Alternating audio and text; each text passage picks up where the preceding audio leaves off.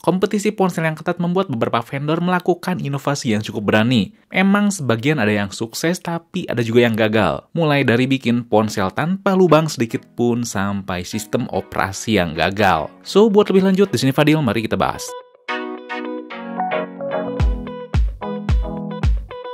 Di sini saya udah ngerangkum 7 ponsel yang menurut saya tuh menarik banget, tapi sayang memang kurang berhasil di pasaran. Langsung aja kita bahas nomor 1 yang ringan-ringan dulu, yaitu adalah Sony Xperia Play. Yap, siapa yang nggak tahu Sony Xperia Play? Ponsel dari Sony yang dulu sangat menarik perhatian saya.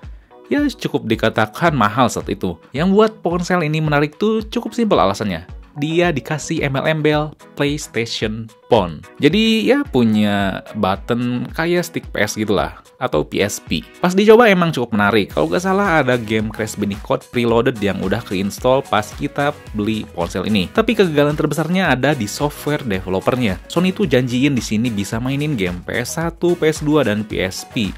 Tapi nyatanya enggak. Karena saat itu ternyata emang Sony gak mampu memanage berbagai game di kapasitas spek Xperia Play ini. Dan sekarang juga Xperia Play ini udah mulai terlupakan karena udah ada emulator PSP, emulator PS1, atau malahan PS2 yang bisa dimainkan di Android. Kalau misalkan pengen ada stick-sticknya juga, kita tinggal beli aja gitu, terpisah. Yang kedua ada Motorola Rocker. Ini ponsel dari Motorola yang waktu SD tuh cukup buat saya kagum banget. Fisiknya tuh beda dibandingkan ponsel pada zamannya. Dan yang terpenting tentunya ada iTunes. Dan dulu tuh gak ngerti ya masalah iTunes ini waktu SD tuh. Dan akhirnya ujung-ujungnya downloadnya tuh di Waptrick. Ya download lagu lah. Dan kegagalannya juga ada di situ. Dulu waktu 2004, Steve Jobs sampai ngenalin ponsel ini langsung. Dulu belum ada iPhone ya. Waktu itu Apple masih mendapatkan pendapatan terbesar perusahaannya tuh dari iPod, yang bisa muat lagu sampai 1000. Lalu karena khawatir kompetitor ngerebut kejayaan iPod, Steve Jobs kerjasama sama Motorola untuk bikin Motorola Rocker. Sampai ponsel ini dijuluki iTunes Phone. Dan ya, ternyata emang ngalamin kegagalan besar. Ponsel itu ribet banget dengan softwarenya. Ponsel itu cuma muat 100 lagu aja, harus beli di iTunes pula.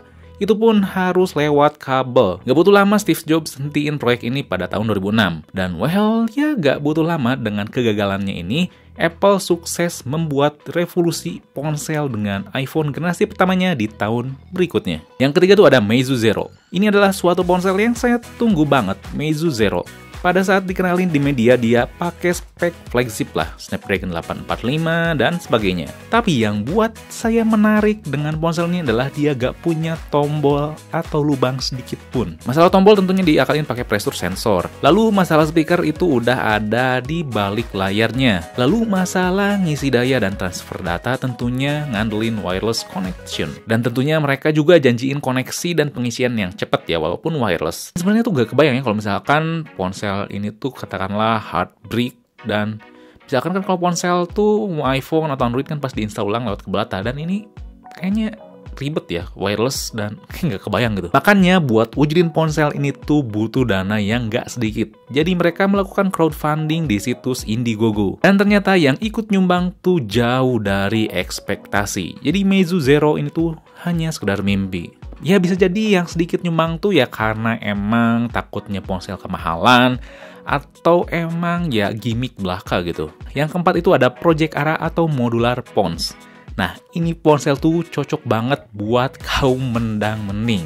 Karena jika udah beli ponsel ini dan ngerasa kurang di bagian RAM, kamera, dan lainnya, karena iri lihat ponsel lain yang lebih speknya tinggi, kalian tinggal ganti aja RAM-nya, ganti aja kameranya, dan seterusnya. Jadi kayak PC lah, keren banget kan? Tapi menurut saya tuh enggak sih. Pas Google ngumumin project ini emang keren, cuman saya udah ragu sih di awal karena Android itu gak sekompleks Windows, gak sekompleks Windows PC atau laptop atau MacBook, Linux dan sebagainya, gak sekompleks itu mereka tuh. Sampai sekarang project ini tuh dibatalkan. Awalnya tuh akan dikenalin lewat Motorola yang udah diakuisisi sama Google, tapi tetap gak dikenalin si Project Ara ini, walaupun sampai Motorola udah dipegang sama Lenovo. Soalnya kabarnya salah satu alasannya emang susah buat vendor bikin modul-modul tersebut. Modul RAM, kamera, dan sebagainya. Google atau Motorola bakal kesusahan buat sendiri modul tersebut, dan vendor lain juga ya ragu karena ribet. Belum tentu kita masukin RAM sekian giga, kamera sekian megapiksel si Android itu bisa langsung baca? Belum tentu. Jadi ada kerumitan di sisi software juga, nggak cuman hardware. Karena ya Android itu gas kompleks sistem operasi desktop atau laptop. Yang kelima ada Red Hydrogen One. Siapa yang nggak kenal Red? Sebuah manufaktur yang selalu ngebuat profesional digital cinema kamera. Harganya tuh kalian bisa cek, bisa lebih dari 500 jutaan. Salah satu yang pakai kamera ini buat konten YouTube adalah MKBHD. Nah, pada 2018 lalu, Red memperkenalkan Red Hydrogen One, sebuah ponsel Android yang punya tampilan fisik gahar banget. Dan harganya juga nggak main, di kisaran 17 jutaan. Ponsel ini pada saat itu pakai spek kelas flagship tentunya, yaitu salah satunya Snapdragon 835. Yang jadi daya tarik adalah dia punya holographic display. Jadi kita bisa lihat gambar 3D tanpa kacamata 3D. Dan hasilnya banyak orang yang pusing liatnya. Termasuk kameranya. Kameranya tuh nggak sebagus kamera sinemanya. Jelek banget di harganya.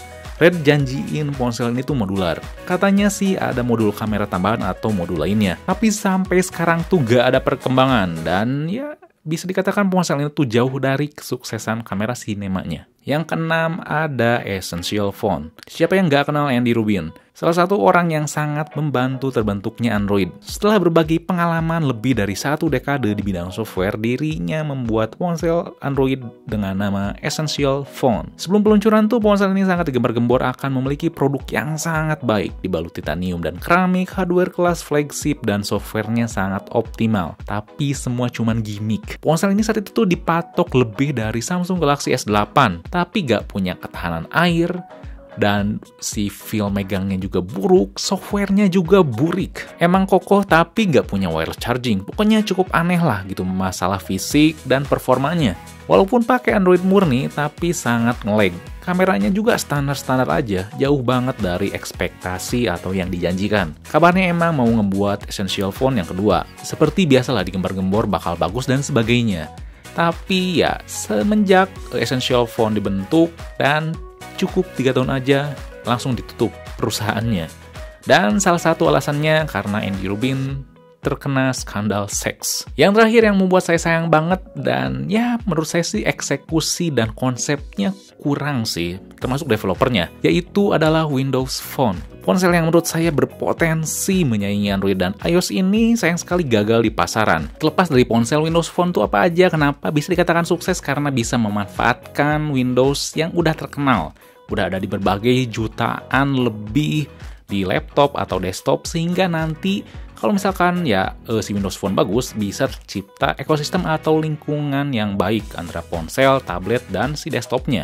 Kayak lingkungan atau ekosistemnya Apple di MacBook, di iPad, atau di iPhone-nya. Tapi gagal di pasaran karena minat developer buat ngembangin aplikasi di Windows tuh kecil banget. Jadi aplikasinya tuh minim. Terus gagalnya juga karena Windows Phone ini terlalu terpaku terhadap Windows yang membuat penampilannya tuh boring.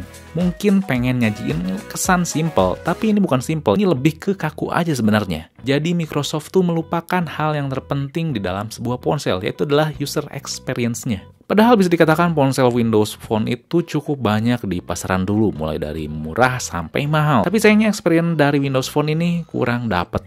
Jadi itu dia 7 ponsel yang menurut saya tuh gagal di pasaran karena berbagai macam alasan. Kalian bisa tulis 1 atau beberapa ponsel yang menurut kalian itu bagus tapi gagal di pasaran, tinggal tulis komen di bawah, oke? Jadi itu saja video kali ini. Kalau misalkan ada hal apapun itu kalian bisa tulis komen di bawah, dan jangan lupa juga buat like, share, subscribe, Pixme biar nggak ketinggalan video berikutnya, oke? Di sini Fadil, peace out.